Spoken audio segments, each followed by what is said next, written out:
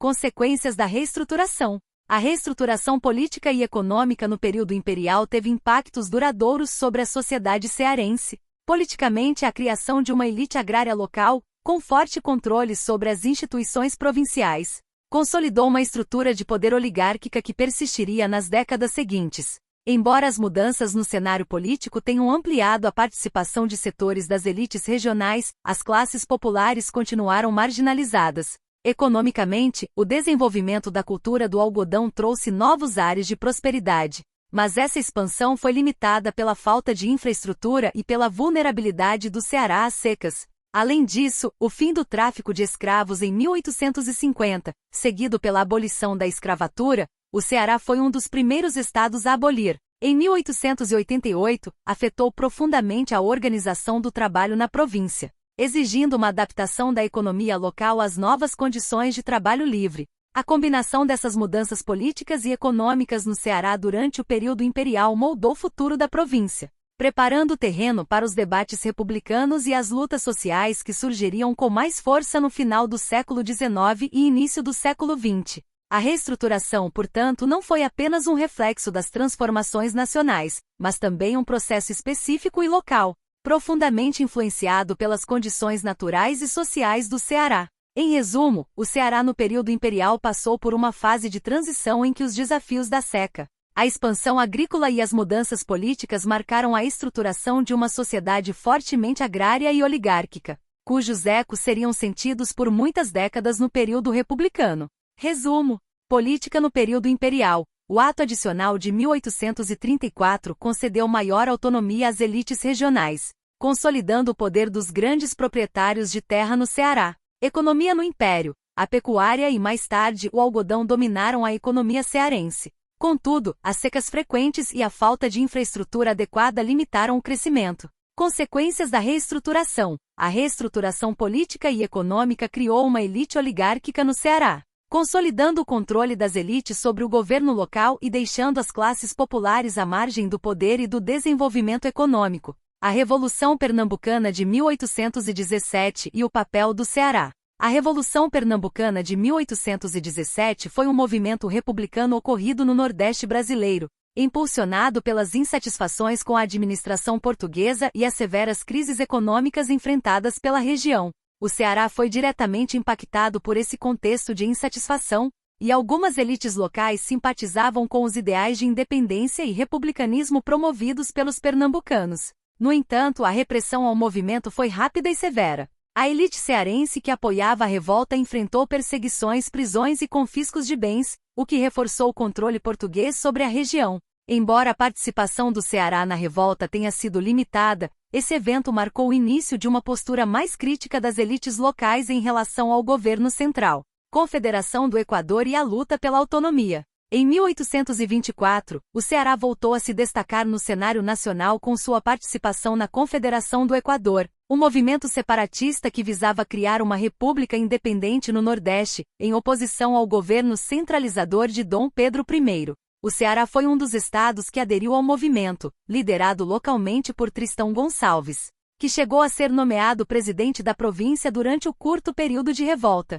O movimento foi rapidamente reprimido pelo governo imperial, que enviou tropas para sufocar a rebelião. Tristão Gonçalves e outros líderes foram presos e executados, e o movimento acabou fracassando. Mesmo assim, a Confederação do Equador deixou um legado de resistência e luta pela autonomia regional, reforçando o espírito republicano no Ceará. Padre Mororó, Joaquim Pinto de Moraes Sarmento. Padre Mororó é lembrado como um dos mártires da Confederação do Equador no Ceará. Ele foi um dos líderes mais destacados do movimento republicano que eclodiu no Nordeste do Brasil em 1824, contra a centralização do poder imperial no Rio de Janeiro, sob o comando de Dom Pedro I. Mororó, além de sua atuação religiosa, foi um defensor fervoroso da causa liberal, buscando maior autonomia para as províncias e o fim do autoritarismo imperial. Sua participação na organização do movimento no Ceará o tornou uma figura-chave. Quando o movimento foi reprimido pelas forças imperiais, Padre Mororó foi capturado, julgado e condenado à morte por fuzilamento. Sua execução, ocorrida em novembro de 1825, simbolizou a brutal repressão contra os que ousavam se opor ao regime imperial, e seu nome é lembrado como um dos mártires da liberdade no Brasil. Pessoa Anta, José Pereira Filgueiras Pessoa Anta.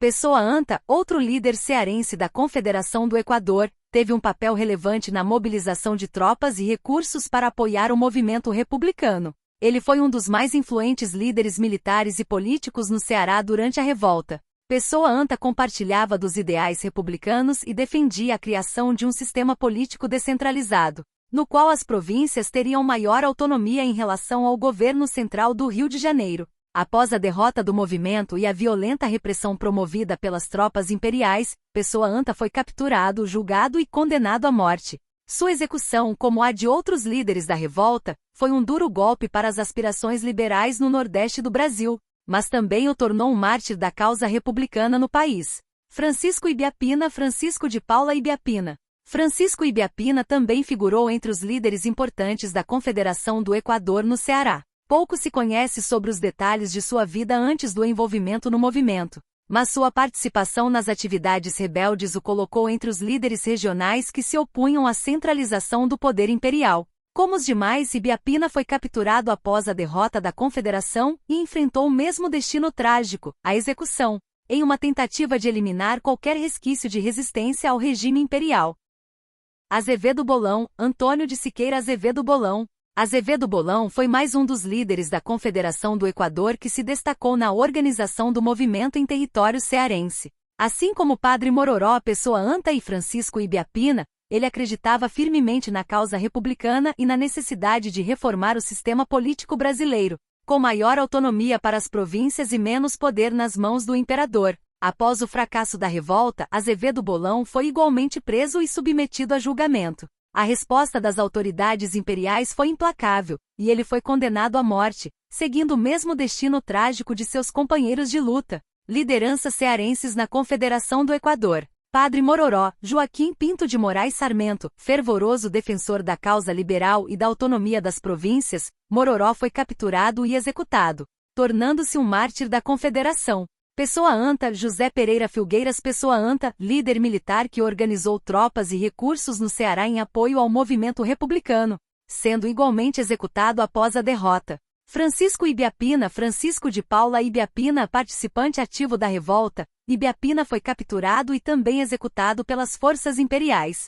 Azevedo Bolão, Antônio de Siqueira Azevedo Bolão, figura importante na organização do movimento no Ceará.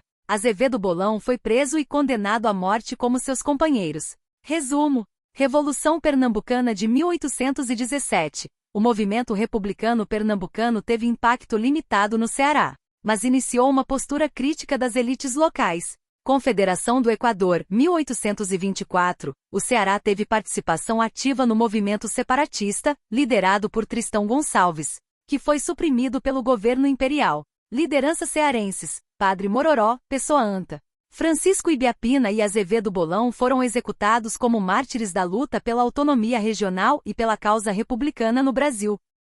A economia algodoeira e o auge do ouro branco no Ceará. Durante o século XIX, o Ceará experimentou um crescimento significativo com o aumento da produção e exportação de algodão, conhecido como ouro branco. Esse crescimento foi impulsionado pela Guerra Civil Americana, de 1861 a 1865, que interrompeu temporariamente o fornecimento de algodão dos Estados Unidos para o mercado internacional, abrindo espaço para o produto brasileiro. O algodão cearense foi altamente valorizado durante esse período, e o estado se tornou um importante exportador. Isso trouxe prosperidade para algumas elites locais e transformou a economia do Ceará, que passou a depender cada vez mais da exportação de algodão. No entanto, esse ciclo de prosperidade foi interrompido no final do século, quando os Estados Unidos retomaram suas exportações, e a economia cearense voltou a enfrentar dificuldades. Crescimento da produção de algodão. O Ceará se adaptou rapidamente à alta demanda internacional, com grandes plantações de algodão se expandindo pelo interior do estado. A região, que já cultivava algodão, viu uma oportunidade para se consolidar como um dos principais exportadores do produto no Brasil. Prosperidade econômica local. Com o aumento das exportações, houve uma significativa acumulação de riquezas entre as elites locais. Surgiram novas infraestruturas para apoiar a exportação, como estradas, portos e armazéns, gerando empregos e melhorando as condições de transporte. Transformação da estrutura social e econômica. O aumento das exportações levou à dependência econômica do algodão, tornando o estado vulnerável às flutuações do mercado externo. Surgiu uma elite agrícola e comercial que investiu fortemente na produção e comercialização do algodão. Declínio do ciclo do algodão. No final do século XIX, com o fim da Guerra Civil Americana, os Estados Unidos retomaram a produção e exportação de algodão, recuperando seu mercado global. Isso causou uma queda brusca na demanda pelo algodão cearense, resultando em uma crise econômica local. A economia do Ceará, que havia se tornado dependente das exportações de algodão, voltou a enfrentar dificuldades, e o estado passou a buscar outras formas de sustento, como a pecuária e a agricultura de subsistência. Este período foi um marco importante na história econômica do Ceará, pois evidenciou os desafios de uma economia dependente de produtos agrícolas e das oscilações do mercado internacional. Resumo: crescimento da produção de algodão, impulsionado pela Guerra Civil Americana. O Ceará expandiu suas plantações de algodão e se consolidou como um importante exportador no Brasil. Prosperidade econômica local. A economia cearense prosperou, gerando riqueza para as elites e melhorias na infraestrutura para apoiar as exportações.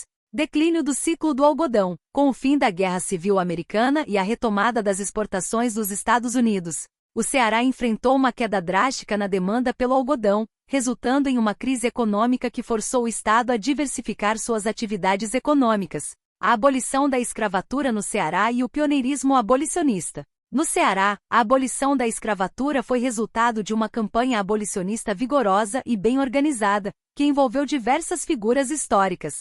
Entre os líderes mais conhecidos destaca-se Francisco José do Nascimento, o Dragão do Mar, que liderou a resistência ao tráfico de escravizados no estado. Em 1881, ele organizou um boicote nos portos do Ceará, recusando-se a permitir o embarque de escravizados para o sul do Brasil. Esse ato de coragem tornou-se um marco simbólico e motivou outros movimentos abolicionistas no país. Além de Dragão do Mar, outras figuras tiveram um papel crucial no processo. João Cordeiro, jornalista e político, foi um dos fundadores do jornal Libertador e da Sociedade Cearense Libertadora, ambos pilares da divulgação das ideias abolicionistas.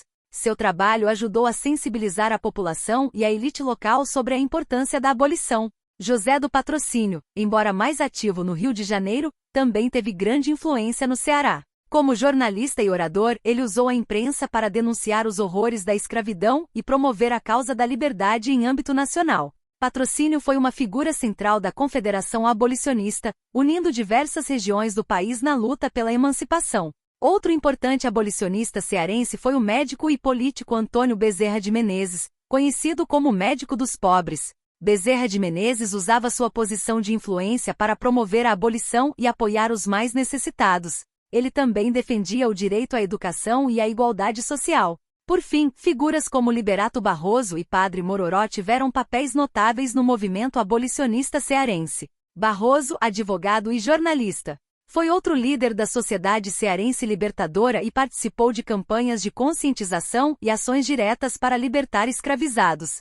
Já o Padre Mororó, religioso progressista, usava sua influência para conectar a luta pela abolição com valores cristãos de justiça e igualdade. Graças à pressão social, mobilização popular e ao envolvimento de figuras de destaque, o Ceará tornou-se o primeiro estado brasileiro a abolir a escravidão em 25 de março de 1884, 4 anos antes da Lei Áurea. Essa conquista foi um marco histórico na luta pela liberdade no Brasil e continua a ser lembrada como um símbolo de resistência e progresso. A campanha abolicionista no Ceará foi marcada por uma forte organização e liderada por figuras como Francisco José do Nascimento, o Dragão do Mar, que simbolizou a resistência ao tráfico de escravizados. João Cordeiro com seu jornal Libertador e Antônio Bezerra de Menezes também foram cruciais na mobilização popular. O movimento contou com apoio local e nacional, incluindo José do Patrocínio, e resultou na abolição da escravidão no Ceará em 25 de março de 1884, 4 anos antes da Lei Áurea, consolidando o Estado como pioneiro na luta pela liberdade no Brasil.